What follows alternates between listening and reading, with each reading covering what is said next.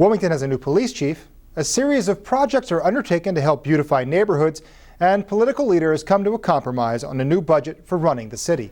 All of that and more on Update News.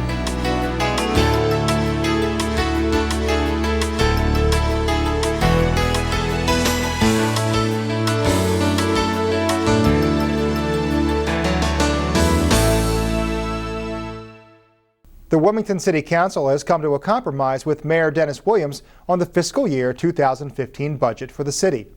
With the council voting 8-5 in favor of passing the budget, city residents will see a property tax increase of 5%, a water sewer rate increase of 5%, and a stormwater rate increase of 5%. Mayor Williams had initially asked for property rates to go up 9.9%, the water sewer rate rising 8%, and stormwater rates to increase 7%. The mayor released a statement saying, "This compromise represents the strong efforts by my administration and city council to put forth a budget that is fiscally responsible, avoids layoffs, and allows the city to provide key services to our citizens." The city of Wilmington is a real good northeast city. We're in real good financial shape. We're not in bad shape at all. But we cry wolf to make sure we don't get in bad shape. But we're financially, we're sound. Our budgets are well funded. Our tax rates are good. Our property taxes are good. But it doesn't mean we can't do better. And there's always a cry to cut government, and I agree with that. But this whole thing of the sky is falling, I don't agree with that. But we can do better, and we should do better. The council held a series of budget hearings with city departments to discuss the mayor's proposals. In the approved compromise, the budget contains a reduction of $794,000 in expenditures, including the elimination of 4 positions, an addition of $353,000 to fund a new police academy and to fill vacancies within the police department, and no reduction in city services. The number of youths participating in the Parks and Recreation Summer Employment Program will also increase by over 56%. Wilmington's new budget takes effect July 1st. 4 months after being named interim chief of the Wilmington Police Department, Mayor Dennis Williams removed the temporary tag, naming Bobby Cummings the city's new chief of police. Cummings, a 29-year veteran of the department, replaced Christine Dunning in January. I'm looking for someone who can stand up, who can take a hit, who won't come running to me all the time telling me I'm in trouble. Can you help me? Can you come down here with me? I don't want to be making decisions for the police department constantly. I'm not the police chief, I'm the mayor.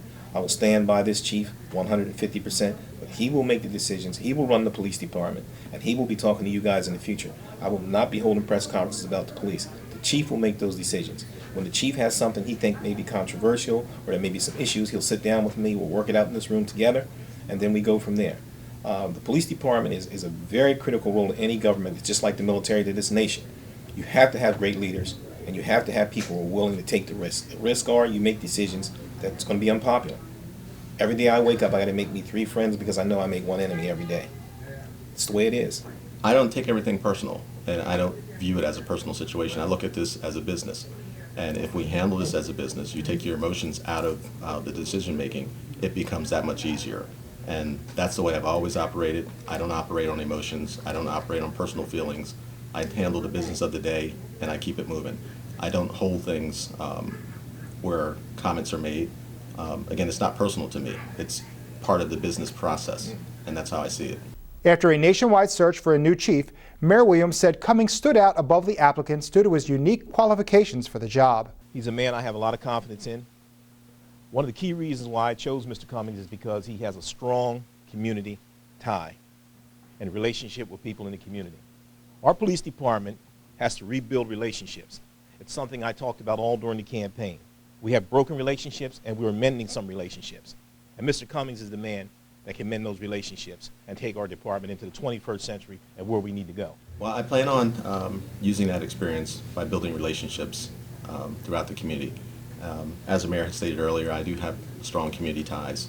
I'm looking at the non-traditional sense of building relationships, where we have our established civic associations and groups that we generally meet with, but it's the other side of the community that we need to connect with, and I think I have those relationships that I can reach out and have those relationships built a little bit stronger. Mayor Dennis Williams has announced several other changes within his administration. Cleon Cawley has replaced John Metlusky as the mayor's chief of staff. Jeff Starkey, the city's former director of licenses and inspections, is the new commissioner of public works. James Ray Rhodes has replaced Starkey as the head of the city's Department of Licenses and Inspections. Leonard Sofrin is the director of planning, replacing Sophia Hansen, who has taken a job with Newcastle County government. And James Lane has been appointed as the new director of Parks and Recreation. Long-awaited plans for a hotel in the city's riverfront have finally come to fruition with the opening of the Westin Wilmington. The $40 million, 180-room hotel is attached to the front of the Chase Center, and it becomes the first new hotel built in the city since 1980. And so today, I think we're talking about one of those milestone projects because as of the opening of the hotel, the Chase Center now has vastly greater potential because all of a sudden we can say to people, come here and have your conference, your small convention, your association meeting. We could never do that before. And we can say to visitors, we're a visitor destination. Come visit us. We used to say, come visit us, but stay somewhere else. The hotel is a result of a partnership between Westport Capital and the Buccini-Pollin Group that has developed many other projects in the city, including several residence buildings that have been transformed in the riverfront area. This hotel will be a true economic engine for the city. It will drive multi-day events for the Chase Center, and it will create multiple economic impacts.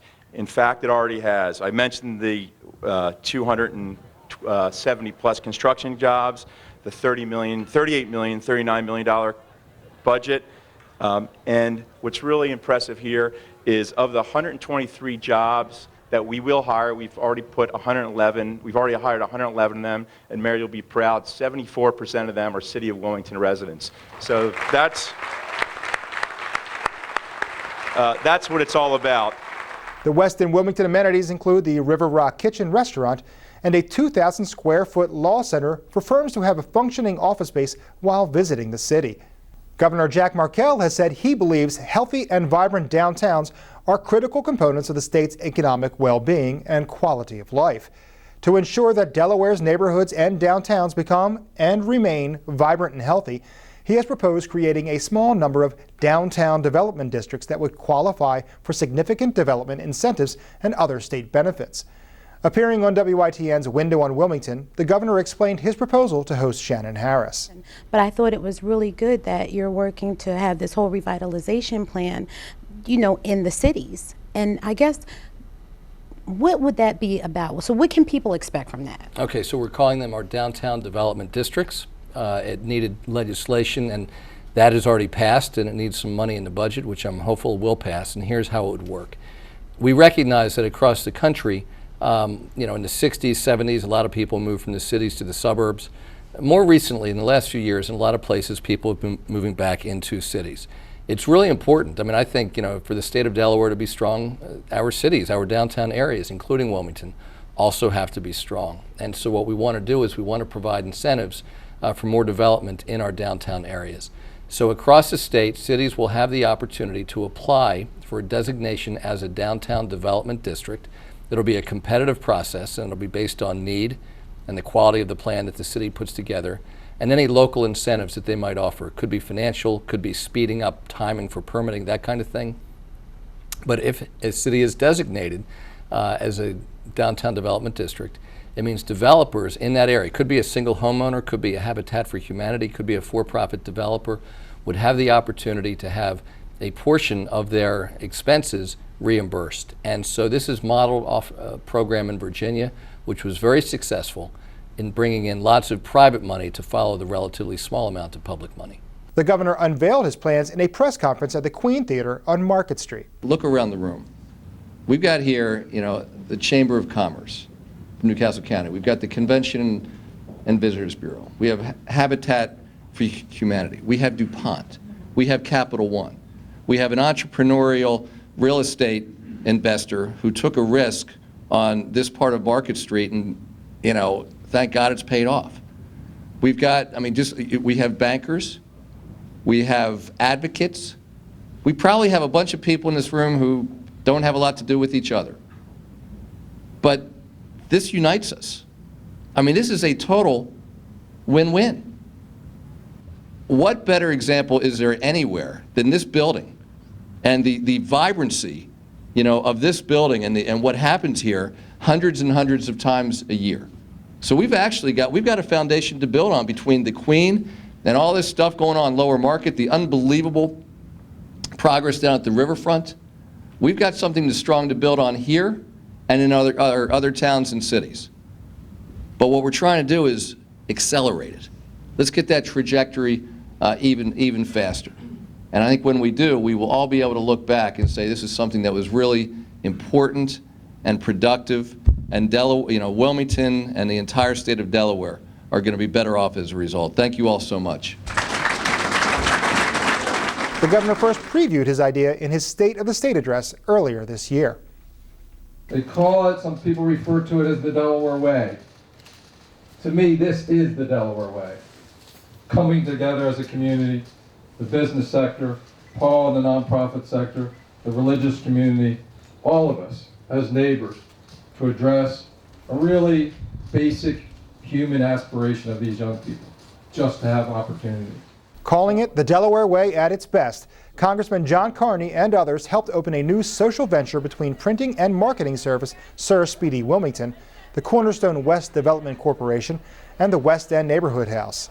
Pop Dot Signs and Graphics on North Union Street was created with the goal of creating a profitable, self-sustaining business model employing disadvantaged young adults and teaching them marketable business skills while they earn livable wages.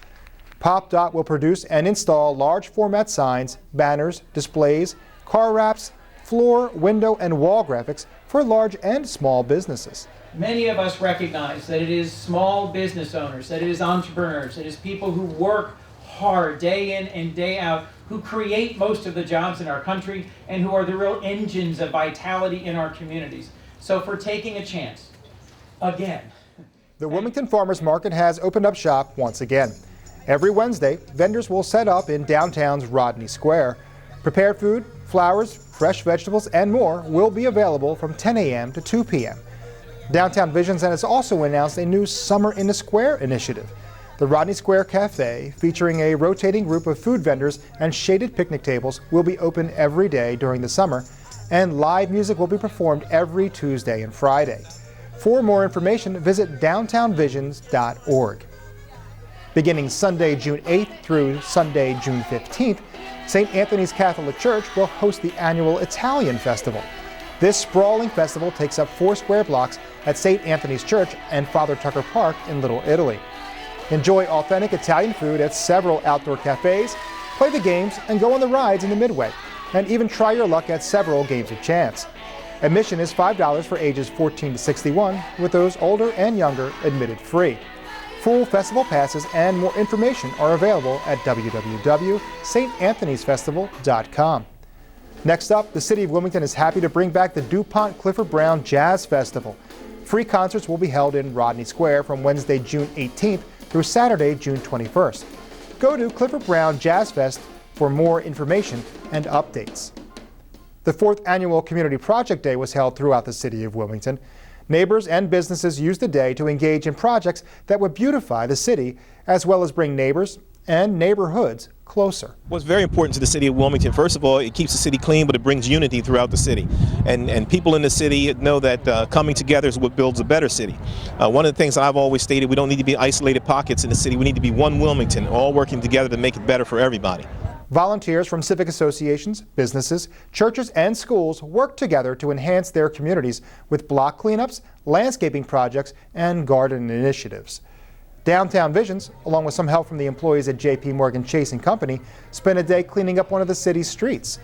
The volunteers for the Shipley Street Spruce Up spent an afternoon cleaning and painting more than 50 long faded windowsills and doorways along 5 blocks of the busy street from 4th Street to 9th Street. The 13th Annual Wilmington Wellness Day was held in Rodney Square. Dozens of exhibitors were on hand to give people guidance on how to lead a healthier life. Free screenings, including dental exams and blood pressure checks, and HIV testing were available for all who participated. There were even events for the kids. The simple concept has evolved to the use of evidence-based practice delivered by caring professionals who view their success based on the successful transition of former offenders. The Wilmington Hope Commission is celebrating the opening of their new Achievement Center, aimed at reintegrating ex-offenders back into the community. The newly rebuilt center on Vandiver Avenue will provide the assessments, training, therapy, job placement, and educational support needed to become more productive members of the community. This is an opportunity for us to bring hope and bring opportunity to individuals that are re-entering society from stints in incarceration here in the Delaware Correctional System. It's about addressing public safety, safe neighborhoods, but it's about opportunity. And so the opportunity that we have here is to acknowledge and recognize that the issues that we have in our neighborhood are systemic issues, and we want to get to the root causes of those issues. So it's connecting educational opportunities to employment opportunities to provide safe neighborhoods, block by block and neighborhood by neighborhood. The facility will provide services to formerly incarcerated men, focusing on care management, substance abuse, and mental health treatment, employment services, housing, and primary care. Governor Jack Markell said he looks forward to the day when the work of the Hope Commission was no longer necessary, but today, the services provided at the Achievement Center fill a basic societal need. So when I think about the work of the Hope Commission, the focus being on hope, it would be a whole lot better, and if instead, as Elder Ty always used to tell me, he said it would be a whole lot better instead of focusing on re-entry if we could focus on pre-entry so they don't have to come in the first place. And maybe one day we'll work ourselves out of a job to focus on re-entry, but we're not there yet, and we're not going to be there for a while. The third in a series of meetings for budding entrepreneurs was held at the Central Baptist Church on the city's east side. As one of the goals for the East Side Rising strategic plan, the gathering assists in creating economic development opportunities that support business owners and encourages others to start a business. The East Side Rise initiative knows the importance of us having to create our own employment. So we want to develop our own entrepreneurs who eventually will grow and then eventually need employees and will hire their own neighbors for their businesses. According to Reverend Terrence Keeling, the goal of the initiative is to grow and attract at least 20 small businesses that employ more than 50 East Side residents. If you think of the program and put those together, we're really trying to build a healthy community that has a living economy. There aren't jobs right now, and rather than waiting for someone to bring jobs in, we feel that we have the resources, we can create jobs. Each one of you, if you own a business and if you get your business up and running, there's our vision that you will then be able to hire some of the people that we are training through our workforce development, that you can find a home here on the East Side. And so it's important to us that you get what you need to be successful. A new website is launched connecting military veterans and their families with prospective employers and providing resources to help service members translate their military skills into the civilian workforce. The Veterans Employment Center offers service members and their spouses an integrated and simplified set of resources, including a resume builder and military skills translator to help them connect with employers in both the public and private sectors. To access the Veterans Employment Center, visit ebenefits.va.gov. Wilmington was recently honored with a visit from the king of one of its sister cities, Osogbo, Nigeria. His Royal Highness Obajimo Oyatanje Olanipikun Laruye II and his royal delegation visited the city and were feted at several events in their honor. Osogbo, populated by nearly 350,000 people, is one of 6 cities across the globe sharing cultural, educational, business, and technical exchanges and projects with Wilmington. Wilmington is now the home of a national champion. Students at the Thomas Edison Charter School held a pep rally to congratulate their first-place chess team. The team recently returned from the National Elementary Chess Championship Tournament in Dallas, Texas, where they placed first out of 35 teams to bring home the victory, the first in Delaware's history. State Representative Stephanie T. Bolden and City Council member Darius Brown were on hand to congratulate the winners, all of which are on the honor roll. Principal Salome Thomas L. attributes the victory to the manner in which the school prepares their students every day. What we teach you here is that hard work is important. Struggling is learning. So we don't worry if it doesn't work out. We don't worry if you fail, because these students have lost 1,000 chess matches. They've lost 1,000 times, right? But they're winners. That's what's important. And today they're going to be recognized by the Wilmington City Council. We just received a phone call that the State House of Representatives would like them to come to Dover and be recognized as well in the State House. So let's give them a big round of applause.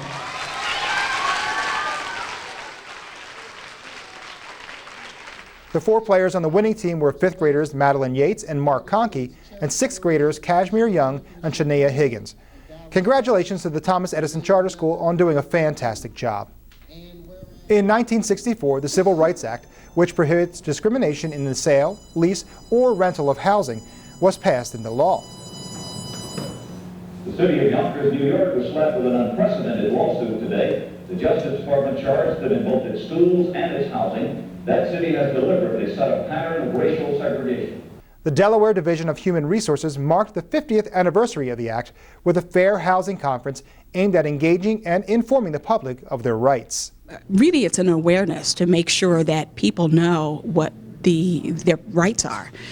Delaware has been very progressive. The Federal Fair Housing Act has 7 protected categories, protected classes, race, religion, and like. Delaware actually has 12. And so we've been progressive in identifying other groups that need the protection of government in terms of enforcing their rights. And so we're progressive in that way. So we just need people to know what their rights are and to feel comfortable in coming to us. Our agency is the enforcement agency coming to us to identify issues that they've confronted in finding fair housing. 50 years have gone by, and so we've made some progress, but there's still much more progress to be made. There are still stories that are shared with me personally and throughout my council district of individuals that are looking for affordable quality housing, and they have many barriers that are in front of them. And so we want to make sure, no matter if it's a veteran coming home or if it's someone that is disabled, that we have livable neighborhoods and a desirable housing stock for individuals here in the city of Wilmington. You can learn more about your rights to fair housing by contacting the state's Division of Human Relations at 877-54-HUMAN. Historic Fire Station 5 has just gained a little more history. The station, which was the oldest operational fire station in the state until earlier this year, has been placed on the National Register of Historic Places. Councilmember Mike Brown said that it is important to remember our city's history. It's a grand thing to have this firehouse here and to have the community to accept it and welcome it. I've been standing here and I've been around here for about an hour now, and I saw the flow of people coming in and out, and they're excited about it, and this is an exciting day. First dedicated in 1893, Station 5 will offer tours giving visitors a glimpse of firefighting in Wilmington through the past century. They'll be able to see exactly how it was over the years. You'll see a little bit of progression and you'll see how things have changed, but it really reflects back onto the old ways, the way it was years ago before we were able to have these big engines, these monstrous apparatus that go in and out of the stations. When we had the horse and drawn carriages, we'll have our 54 Mac will be here, the antique piece that we have in the Wilmington Fire Department. And as we move more and more things in, we'll have more artifacts that you see. And people are donating more every day. Earlier this year, the firefighters moved from the Gilpin Street site to a brand new building on DuPont Street in Trolley Square. Alerts from the Wilmington Police Department can now be as close as the palm of your hand. The department has introduced an emergency text and email alert system that is customizable to your neighborhood. By texting your zip code to 888-777 or registering online at nixle.com, city residents can be issued police alerts simultaneously by landline phones, text, and email messages. The service is free to Wilmington residents. The city recently hosted the 8th annual Wilmington Grand Prix, and although the cycling festival was cut short by some bad weather, when it did stop raining, visitors were able to get a glimpse of some world-class athletes competing right here on the streets of the city. We're going to leave you today with some of the sights and sounds of this exciting event. Thanks for watching. Wilmington, Delaware,